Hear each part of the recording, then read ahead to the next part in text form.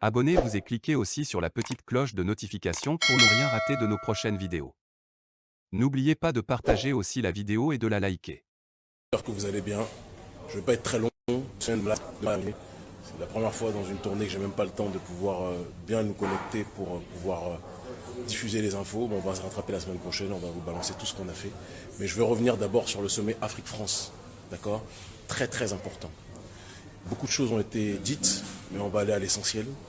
Beaucoup de choses ont été dites par bon nombre de frères. J'ai vu des gens qui se réjouissent parce que Macron les a écoutés. C'est-à-dire qu'on est au XXIe siècle. On en est encore là. C'est la tragédie dans son sens le plus grand. Beaucoup se disent, certains se disent que la jeunesse africaine pense, et donc par conséquent, puisqu'ils ont dit ce que la jeunesse africaine pense, c'est bon, Macron nous a écoutés, il a dit qu'il va changer. Vous en êtes encore là au XXIe siècle.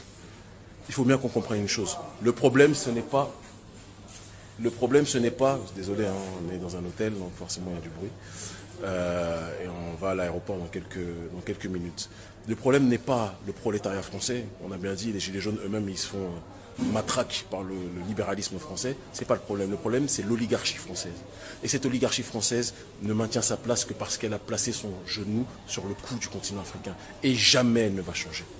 La méthodologie du néolibéralisme français, c'est de faire croire, c'est très important de le dire, qu'elle veut changer ses relations. C'est comme quelqu'un qui bat sa femme ou une femme qui bat son homme pendant 30 ans. Et quand elle voit que, ça y est, elle est au bord de la rupture, elle dit c'est bon, je vais changer. Viens, discute, dis-moi tout ce que tu as sur le cœur. Et puis maintenant, je vais changer. Et nous, on retombe dans le piège. Ça fait combien de temps que l'oligarchie française, que l'Élysée nous la met à l'envers, en toute sincérité. L'élite française ne maintient son rang dans le monde que parce qu'elle a accès à nos ressources. Nous le savons. Macron sait pertinemment que dans la configuration politique, il faut qu'il puisse séduire désormais non plus les dirigeants qui sont discrédités, les dirigeants africains, mais la société civile. Parce qu'il a vu que c'est la société civile, à travers nos actions et celles d'autres, d'accord, qui ont secoué le cocotier sur la question de la France-Afrique et qui font aujourd'hui que le sentiment anti-élite française n'a jamais été aussi grand sur le continent. Et donc quand il appelle la jeunesse africaine, une partie qui a été soigneusement choisie d'ailleurs, avec la complicité de l'intellectuel traître, excusez-moi de le dire, mais c'est comme ça que je le ressens, et comme ça que beaucoup le pensent, Achille Bembe, qui était soi-disant le nouveau Frantz Fanon des maquis pour Atchéké, mais pas Frantz Fanon des maquis d'Algérie, si vous voyez de quoi je parle. Eh bien, en invitant une partie de la jeunesse africaine à participer à ce sommet, sa stratégie n'était pas d'attendre que cette jeunesse fasse de la talakou vis-à-vis de la France. Il n'est pas bête, Macron, c'est quelqu'un de très intelligent. Il voulait simplement diviser l'opinion publique africaine parce qu'il sait qu'avec le sentiment anti-élite française qu'il y en a qui ne veulent pas une refondation, une reformulation du rapport Afrique-France. Il y en a qui veulent une rupture avec l'oligarchie française. Pas le prolétariat français, on n'a rien contre eux, c'est nos frères de lutte. Vous comprenez? Parce que certains essaient de nous présenter comme les anti-français, on connaît la chanson. Et donc, en convoquant certains qui ont accepté de dialoguer avec Macron, même s'ils ont crié leur colère, à la fin de la discussion, qu'est-ce qui a été dit? Je vous ai compris, on va essayer de faire mieux, on repart sur des nouvelles bases. Et donc l'agenda du néolibéralisme français qui est de maintenir son rapport avec l'Afrique, maintenir son rapport de domination, il est complètement rempli. Et ceux qui sont partis crier, oui, la France, ça pille le Mali, ça pille la Libye, comme si le gars qui vous parlait, il n'est pas au courant, puisque c'est lui qui a la manette. Vous voyez? Eh bien, à la fin de la journée, il vous a entendu vous plaindre, mais au regard de l'histoire, vous aurez participé à un sommet, d'accord, qui veut la reformulation de la France-Afrique. La France-Afrique au XXIe siècle ne sera pas la France-Afrique des papas dictateurs avec l'oligarchie française. La France-Afrique au XXIe siècle sera dans une dynamique néolibérale globalisée, un peu similaire à ce qui se fait avec Georges Soros, sera l'accointance de l'oligarchie française avec les sociétés civiles africaines qui seront cooptées, comme ça a été le cas avec Georges Soros et sa fondation Open Society. Et j'ai mal, mais on n'est pas en train de perdre. Macron, c'est un geste désespéré de sa part, et il a compté sur les Africains les plus naïfs. Si le vieux daron, tout là, il pouvait faire moins de bruit. Non, je rigole. On aime tout le monde. Macron, en agissant de cette façon, il a voulu maintenir son processus de domination. Il a été très intelligent de la manière de faire et il a compté sur la volonté de reconnaissance de bon nombre d'entre nous qui disent ils se battent, mais la seule chose qu'ils veulent, c'est être reconnus par les autorités françaises. Ça donne la nausée, ça donne envie de vomir. Ceux qui ont participé là-bas, je vous aime quand même. On vous aime quand même. Mais vous vous êtes fait berner.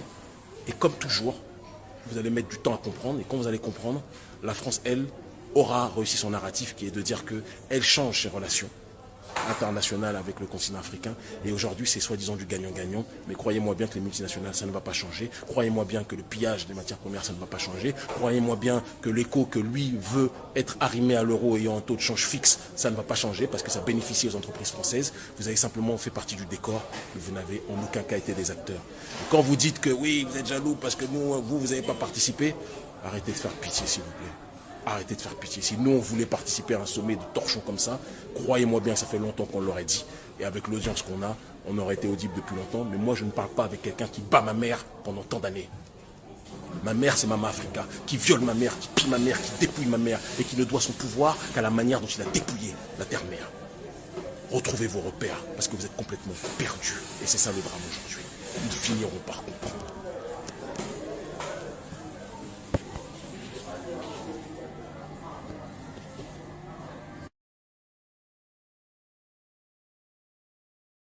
Likez la vidéo si ce n'est pas déjà fait. Laissez aussi votre point de vue en commentaire.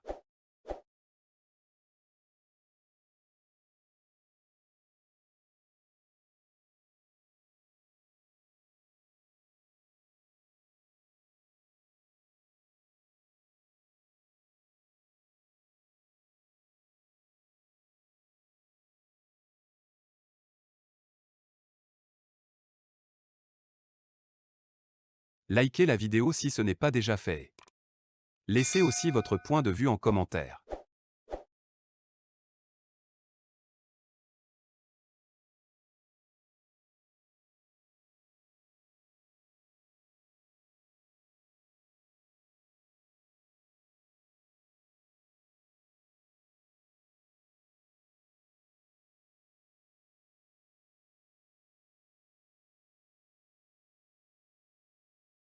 Likez la vidéo si ce n'est pas déjà fait.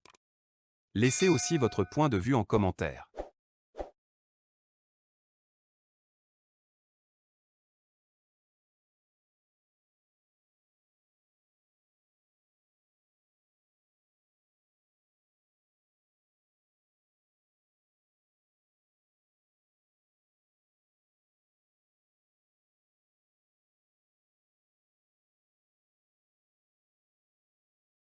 Likez la vidéo si ce n'est pas déjà fait.